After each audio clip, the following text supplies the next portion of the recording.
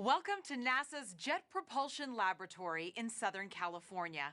NASA's Ingenuity Mars helicopter hitched a ride to the Red Planet on the Mars 2020 Perseverance rover, which landed in Jezero Crater on February 18th. Earlier today, Ingenuity should have autonomously performed its first flight attempt on Mars.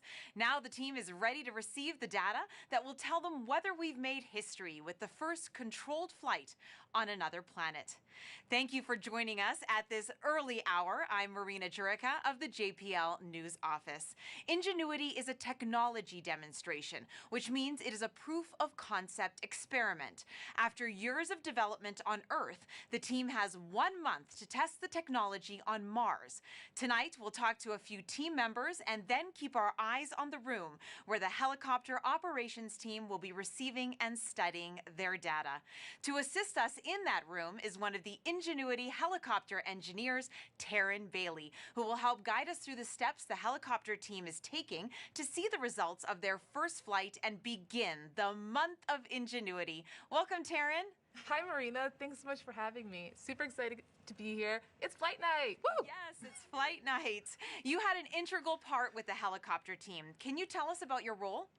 Yeah, so I'm a mechanical engineer, and I helped in the assembly, integration, and testing of the Ingenuity vehicle. And it was really important that we simulate a Mars-like atmosphere in our testing. And in doing so, we knew it would give us the best chance to execute a real flight on Mars. And that's not an easy feat. Flying on Mars is much different than flying on Earth. Very difficult. It's less than 1% of Earth's atmosphere, making it very difficult to fly and generate enough lift. So, Taryn, what is the Ingenuity team preparing for right now? What are they waiting to see? We're waiting to see data confirming that we executed our first flight. The actual flight on Mars took place earlier today, and that's because Mars is over 178 million miles away, so there's a little bit of a delay. The data is expected to hit the Deep Space Network at about 3:34 a.m. Pacific time, and we'll start processing the data shortly after that to see how we did. Fingers crossed. Thanks so much, Taryn. We'll be coming back to you shortly as we get closer to the start of the data downlink.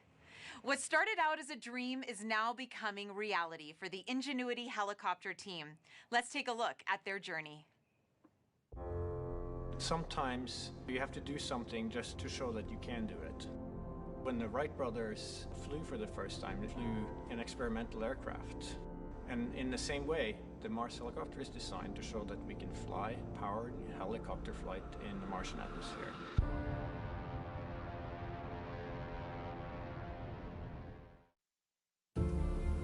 From day one, this was the unwavering dream of our team, to get our helicopter launched to Mars so that we can get that opportunity to do the very first rotorcraft flight test in the actual environment of Mars. It's extremely difficult to fly at Mars because the atmosphere is so thin. Compared to Earth, at Mars it's less than 1%. So the first and foremost challenge is to make a vehicle that's light enough to be lifted. And then the second is to generate lift. The rotor system is to spin very fast. 2,000, 2,200, 2,400, 2,600. We're spinning between 2,000 and 3,000 revolutions per minute, and it takes a lot of energy. So it's that balance of a very light system, yet having enough energy that's needed to spin the rotor so fast to lift, and on top of it, having to design in the autonomy. It has to be fully autonomous from the time it takes off to the time it lands. What we do on the ground is we plan the flights, and so we determine from here where we want the helicopter to go. Our experiment window is 30 Martian days. So we have planned up to 5 flights of incremental difficulty. The very first flight, the main thing is we want to get the legs off the ground, and so we will basically go up about 3 meters, and we'll hover there, and then we'll come down again, and that will be the first, really major milestone. Most of our flights will be at the 3 to 5 meter height. We will be going horizontally again at a few meters per second, probably go out, 50, 70 meters and come back. In successive flights, we'll probably push that further, try to go further. So our priority will be to get back engineering telemetry and not so much images, but I'm sure we'll return a few, because they'll always look cool. At this point, we've tested all we can on Earth. We have mathematical models that shows how it'll fly at Mars, and we've tested it in the simulated environment that we can create on Earth. It really is time now to do the real flight tests at Mars. Nothing is a given, but we have done everything we can in terms of a test program here on Earth. The vehicle's performing extremely well so far. It's been doing exactly the right thing, even right now when it's bolted onto the Perseverance rover. So there's a very good chance that we'll pull it off, yes. But it's still high risk, and none of us forget that you could have a glitch that, could mean end of mission, yes. It's going to be exciting, reacting to any surprises we have. We can't wait. What's really most important is everything we're learning here is for the future rotorcraft systems that we want to introduce into space exploration.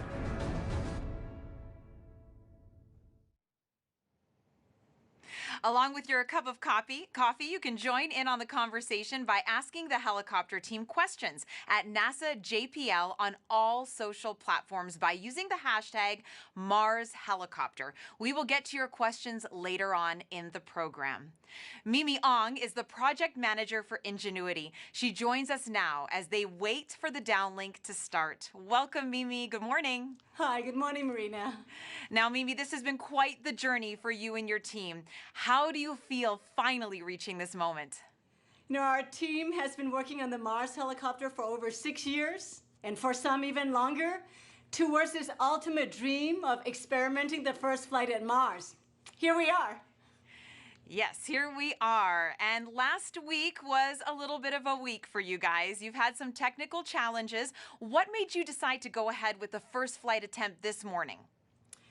April 9th was a surprise. We were 2 days away from first flight and just onto our very last checkout, high-speed spin of the rotor system. And there we discovered an intricate timing issue that was preventing the helicopter from transitioning to flight mode, the mode that we need to be in to spin the rotor system high speed.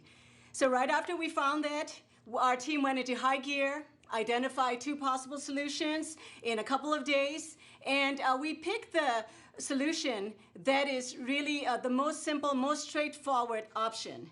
So a note there, though, that the solution that we have adopted, it does transition to the helicopter into flight mode about 85% of the time.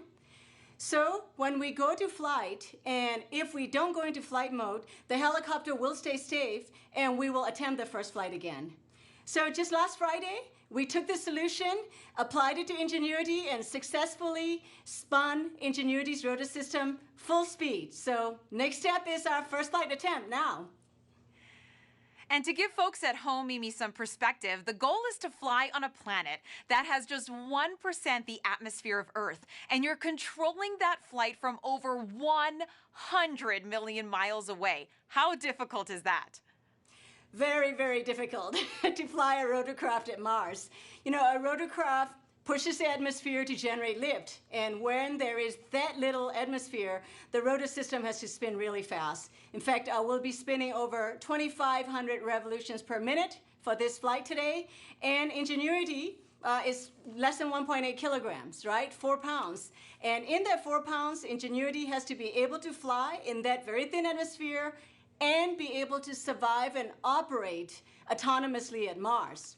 For example, Ingenuity, our little 4-pounder, has been on the surface of Mars, keeping itself warm throughout the cold nights, down to minus 130 degrees Fahrenheit, and it's been doing that every day. So on top of that, our flight experiment at Mars, we are operating it all the way back here from Earth. So yeah, it's very challenging, but we're ready. Oh, Ingenuity is small, but it is mighty, and the team has come so far already. What other milestones has the helicopter team already achieved before this morning? Ingenuity has passed all of its milestones leading up to the first flight. So performed perfectly during cruise, survived the drop, and has been charging itself with high good energy levels. Each time it's been communicating daily to the base station and keeping itself warm. And with the rotor system all checked out to full speed, Ingenuity's ready to go. And at the high level for the Mars helicopter technology project, we have 3 goals that are in line with NASA's agency level objectives. The first is to demonstrate here on Earth that it is possible to fly a controlled power flight in the thin atmosphere of Mars. We've done that. The second objective is to perform that actual flight at Mars. Well, we're about to get data back very soon here on that first flight. And the third is to return data to inform engineers working on designing future generations of Mars helicopter. We have received valuable information data back since we have dropped on the surface. And tonight's data from the first flight will be extremely important. So we're ready to go. We are ready to go. Now, what is success going to look like for you guys tonight? So there are 5 scenarios, okay? So if the solution we implemented successfully transitions the helicopter to the flight mode, we'll be all right. But if it doesn't transition, then we will be attempting the flight again tomorrow. If we don't get to flight mode tonight, then we'll go on. If we go successfully to the flight mode, there are 4 scenarios. Full success in flight. Second scenario could be partial success in flight. The third would be not having sufficient information, in which case we'll need more time to determine what happened. The fourth could be failure. So whatever the outcome, we are set here to learn. And a bright future is ahead, Mimi. The risk is huge, but the reward is high. We will all be rooting for your team. Good luck. Thank you, Marina. As we get closer to the data arrival, let's talk to Tim Canham, Ingenuity Operations Lead. Thanks for joining us, Tim. Thanks, Marina. Glad to be here. Now, how does the data even get here from the helicopter to the team? Well, as they say, sometimes it's complicated, right? So the helicopter does not have a radio that can talk directly to Earth, so we need the help of the rover. As a matter of fact, the rover has an instrument on board, which is also built by the helicopter team, called the Helicopter Base Station. The Helicopter Base Station has a radio which talks to the helicopter. So as you have heard earlier today, the helicopter flew. As it was flying and after landed, it transferred its data to the base station.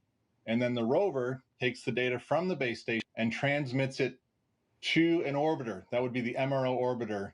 And then the MRO orbiter turns to Earth and then sends all the data to the Deep Space Network. At that point, the Deep Space Network itself turns around, sends it to JPL and into the ground data systems.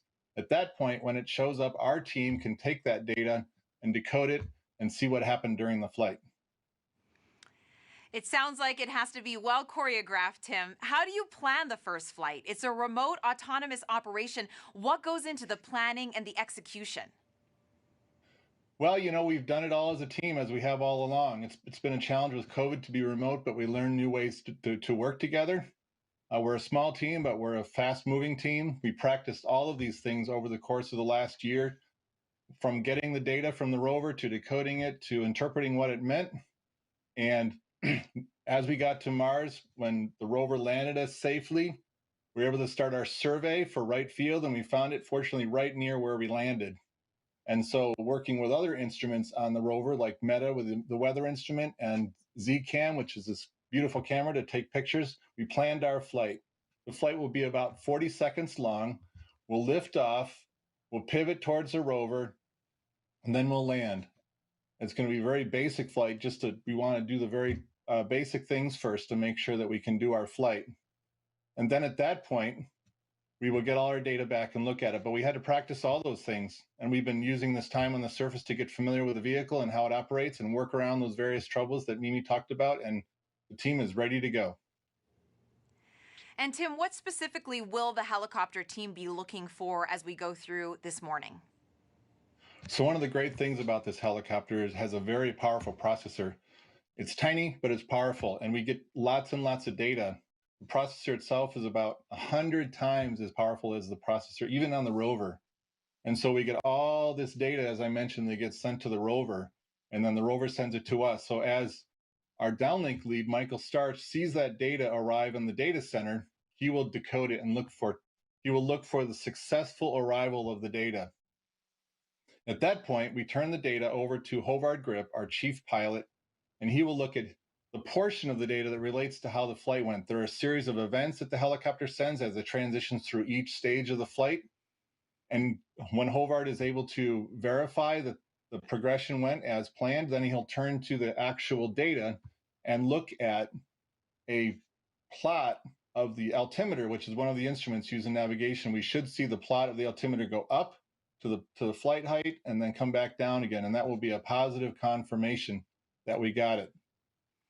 And finally, from the helicopter side, we are snapping a series of black and white downward facing pictures as the helicopter comes in for landing.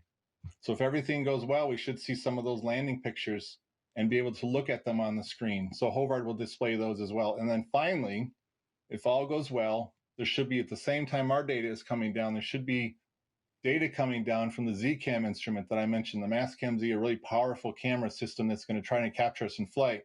So if they were able to capture that moment of flight, then they will be able to display those images on their screen and be able to see a quick view of how the helicopter flew. That's how it's going to go. Well, Tim, we can't wait to see those photos for sure. Thank you so much, and good luck to you. Thank you. We will get back to the action in the room in just a moment. Now joining us is Associate Administrator of NASA's Science Mission Directorate, Thomas Zurbuchen, who is here at JPL for the helicopter's first test flight. Welcome, Thomas. I'm so glad to be here, Marina. Hi. Hi. Now, how important is tonight to space exploration?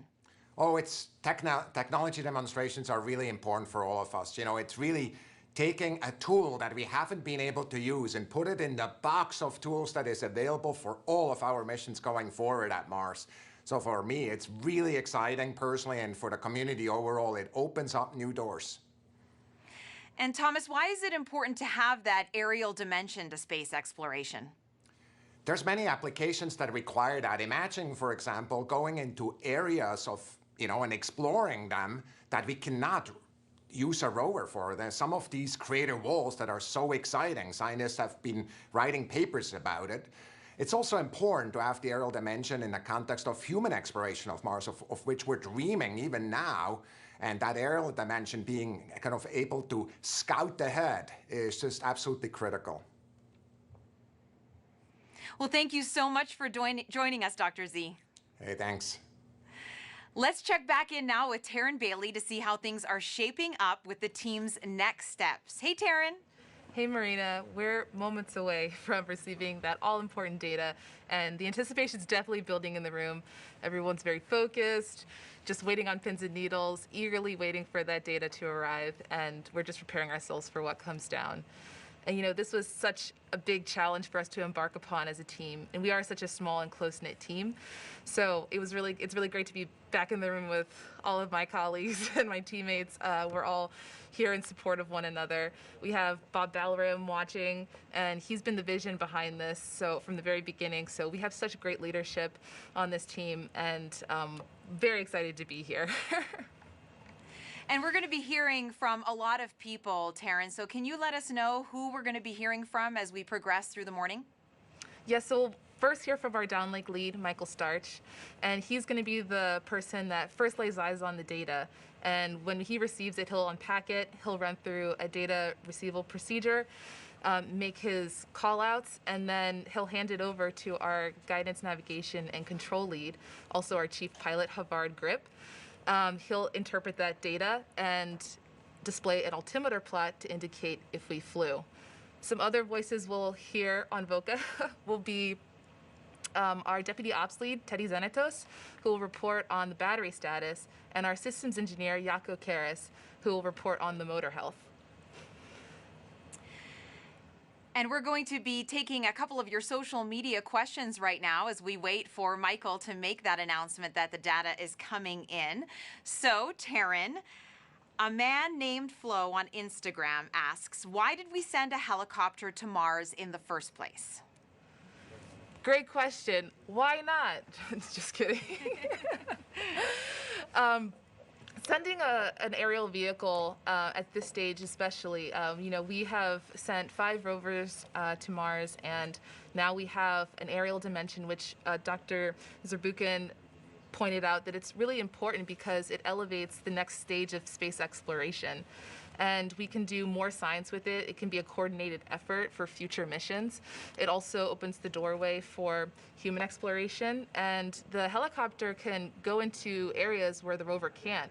So there are a lot of caves and the rover has to overcome a lot of obstacles on the ground that the helicopter can ideally move around. And that's why it's such a great option for putting an aerial vehicle on another planet. And as Tim mentioned, it has to be well choreographed, this flight. And so Elio on Instagram asks, why is the first flight only vertical? So every flight we're going to build upon it, but this first flight, our mission success criteria is really to demonstrate that we can fly. And so that's why this first flight is really all about being able to demonstrate that we can fly on another planet.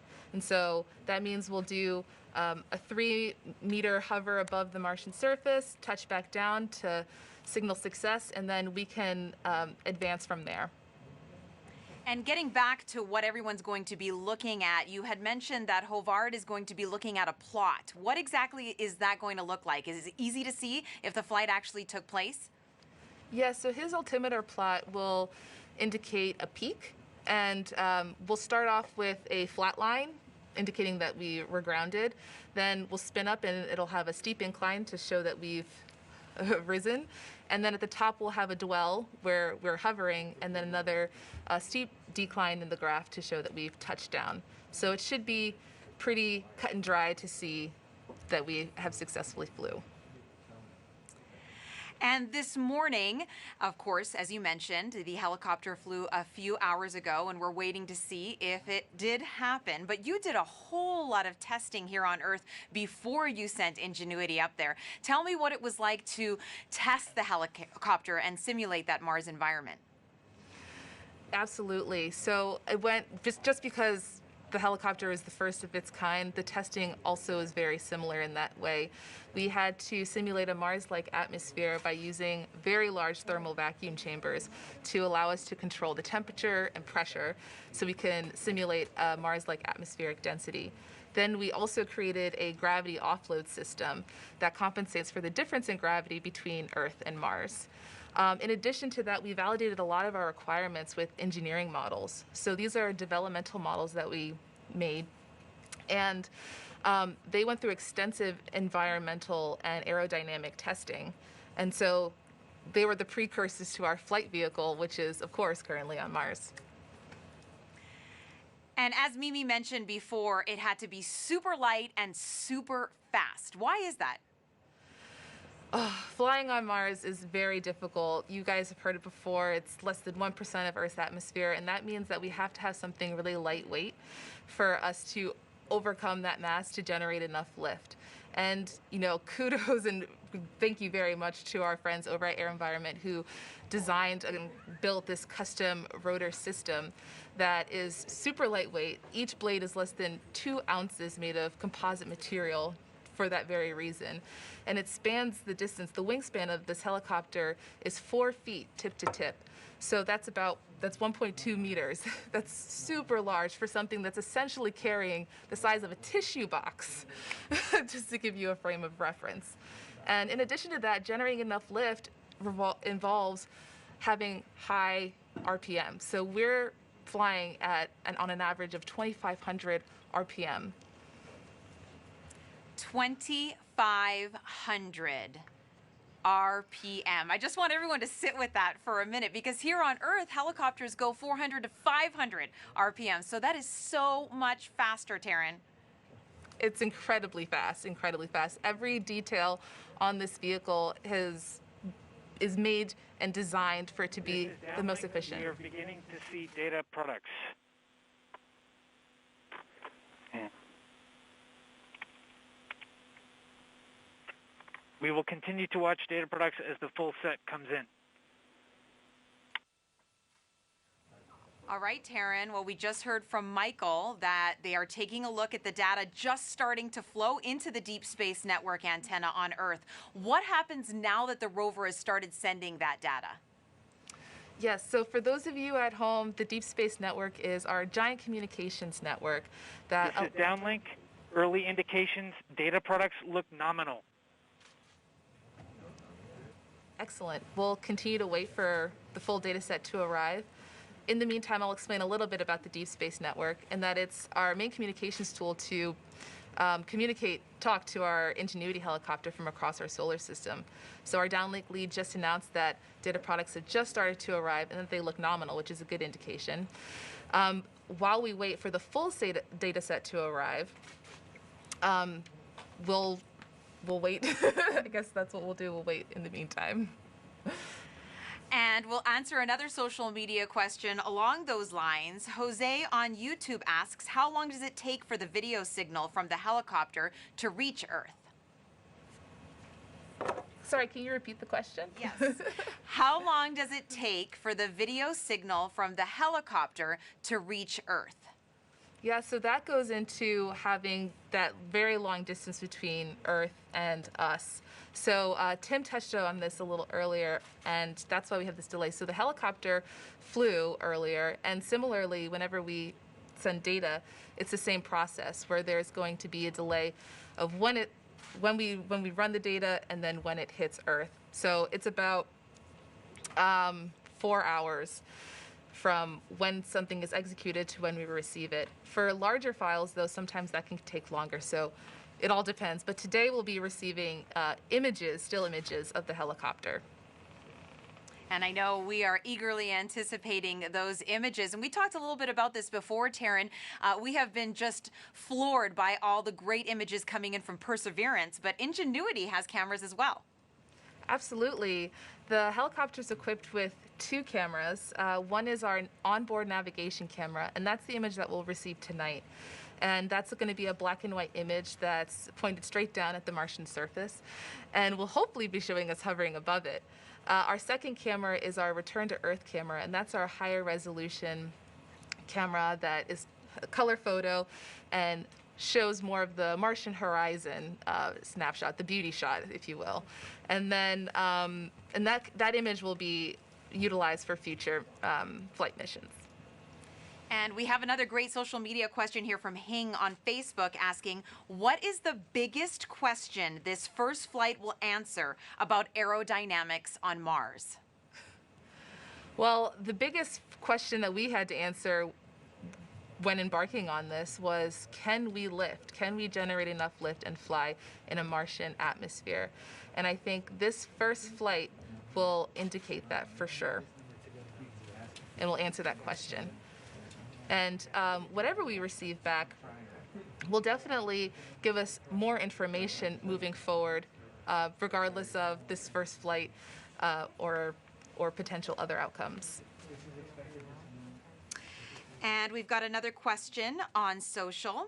Waki on Twitter asks, happy flight day. Why are the blades shaped the way they are? That's a really great question.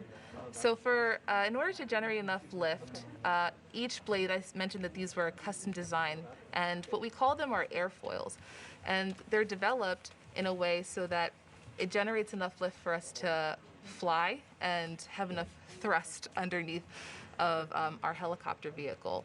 So they have that funky shape because of the aerodynamic elements that help it generate enough lift. And once again, reminding everybody that you guys are controlling this from over 100 million miles away here on Earth. I always try to wrap my head around that. Absolutely, it is so far away, and it's miraculous to even think that this is something that's technically already been executed earlier today. We're just kind of standing by and waiting for that data to arrive to indicate, success. Well, we are going to have minimal commentary during this time as we're going to let you enjoy this experience with the team as they go through all the data to see how Ingenuity did. So let's head to the helicopter control room.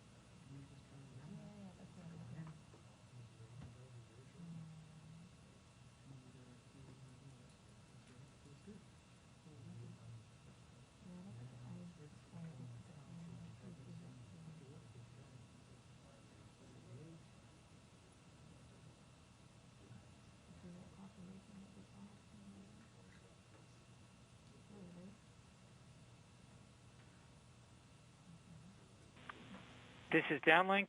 Data products appear to be in. We will begin processing shortly.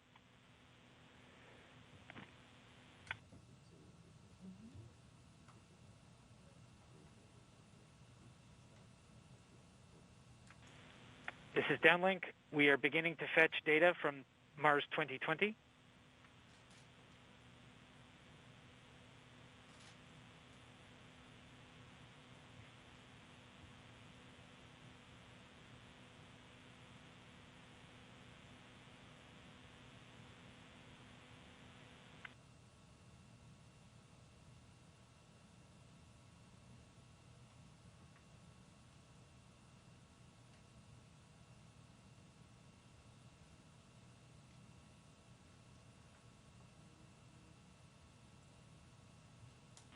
This is downlink. We have pulled in data products from Mars 2020.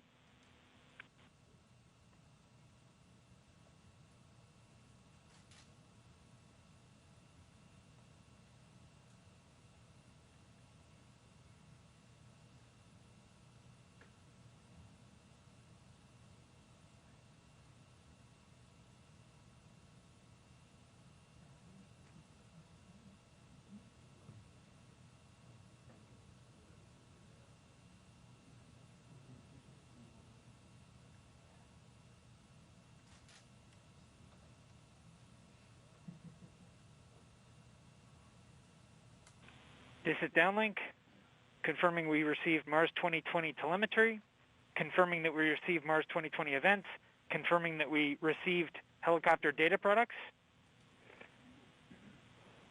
confirming that we have data products, confirming that we unpacked image and 1 Hertz data.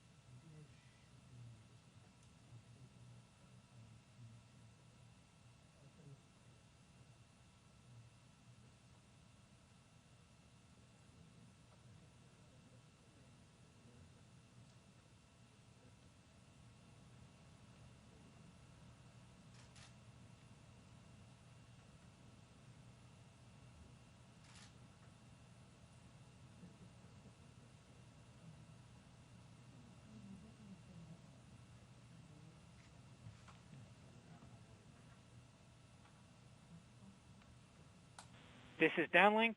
We have successfully ingested 1 Hertz data.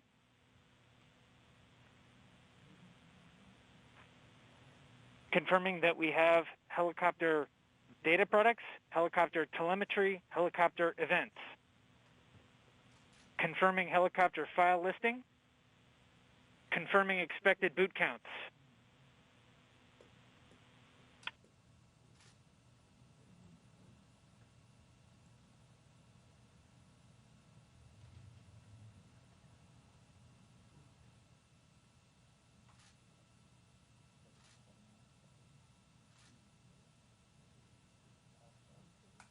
This is downlink, confirming battery data has been received. Battery data looks healthy.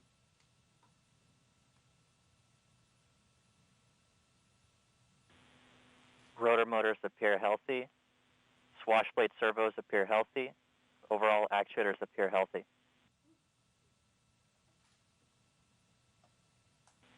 Confirming thermal report generation. Confirming analog report generation.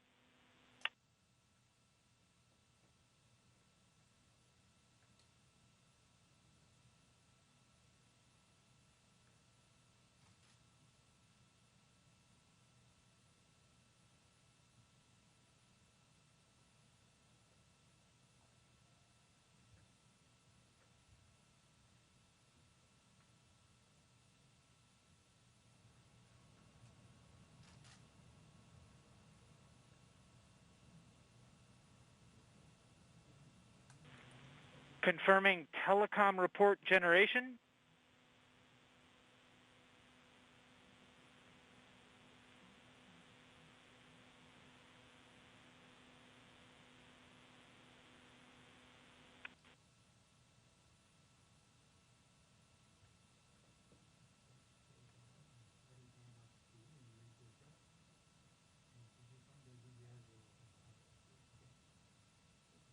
This is downlink handing off to flight control for telemetry analysis.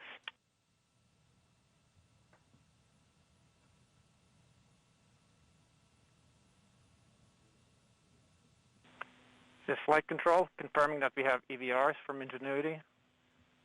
Ingenuity is reporting having performed spin-up, takeoff, climb, hover, descent, landing, touchdown, and spin down.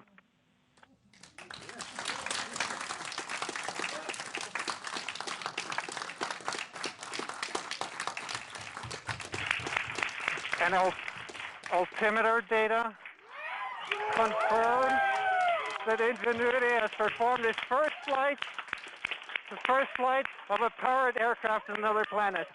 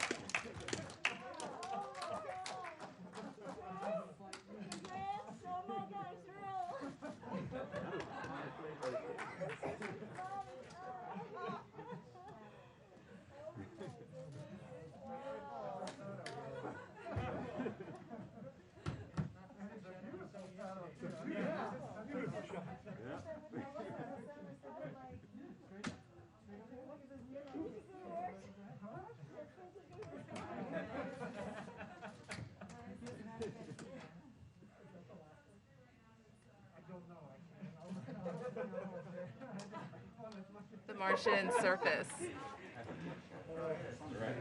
Taryn, go ahead and repeat that. So the image we're looking at on the screen is the image from our onboard navigation camera showing us hovering above the surface of Mars. How incredible! And that's its shadow, right, Taryn? Yes, that's its shadow. So the onboard navigation camera points straight down, so we're seeing its shadow right now. I can just hear Mimi in the background. This is real. This is real. It's so amazing. Yeah, everyone's really feeling it now. So we're gonna wait for the Perseverance rover image of us.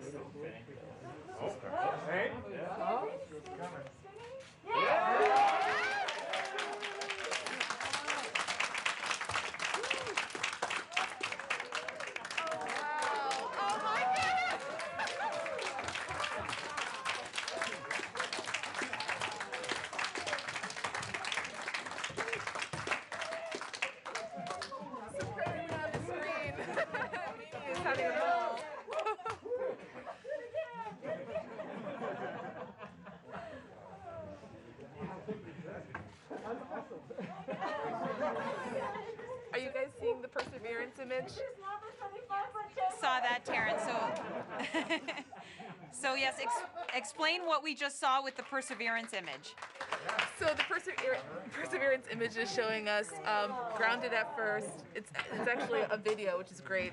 It's grounded at first and then shows us hovering our 3 meters above the Martian surface and then touching back down. It's amazing, brilliant.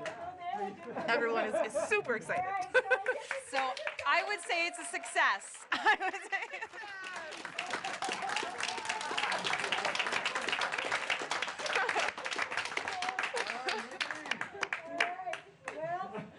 I got to tear up the contingency speech, which I never practiced, but I was going to read. But lucky for you, I have a much shorter speech for success. So, we can now say that human beings have flown a rotorcraft on another planet.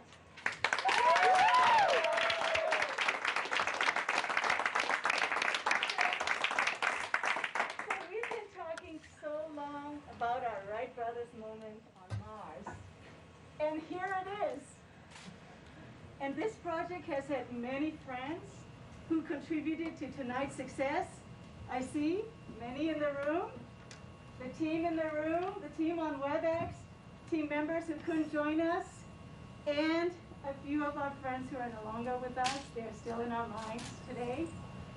And Perseverance rover, the best host little Ingenuity could ever hope for.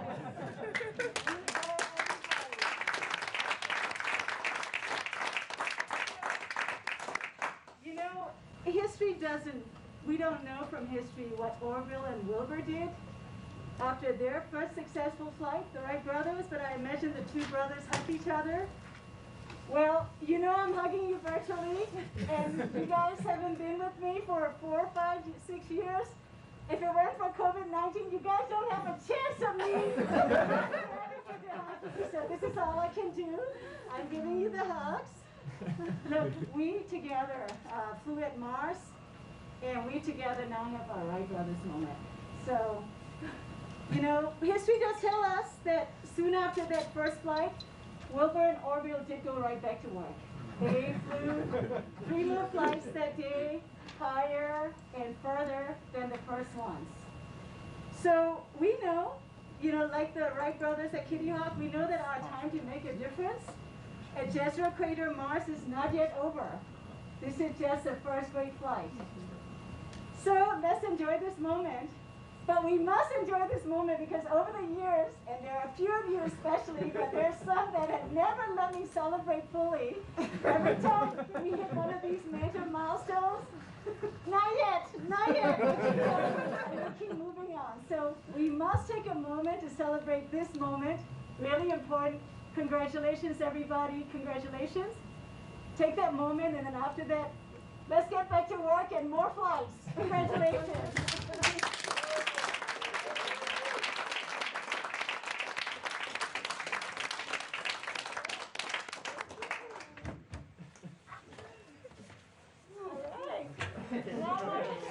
Now what do we do?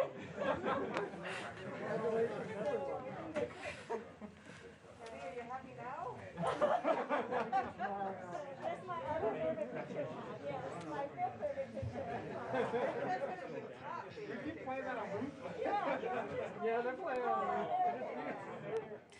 Congratulations to the Ingenuity helicopter team on making history this morning. To get the latest updates on Ingenuity, follow on @NASAJPL on Facebook and Twitter. I'd like to thank everyone for joining us at this early morning hour. The journey on this month of Ingenuity continues. Join us for a news briefing later this morning at 11 a.m. Pacific Standard Time for a deeper analysis of Ingenuity's first flight and what this means for NASA. I'm Marina Jurica. Thanks for watching, and good night, and go Ingenuity!